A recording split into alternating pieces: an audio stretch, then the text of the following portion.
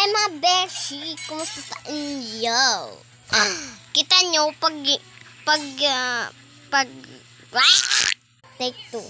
Pag binubutok ko yung hair ko, kita nyo ang liit. Ito pa yung una. Parang size nito eh. Ganun. Kaya yung buhok ko. Yak na talaga ko. Kasi naman, ang liit ng buhok ko. Pero kasi naman ganda ko.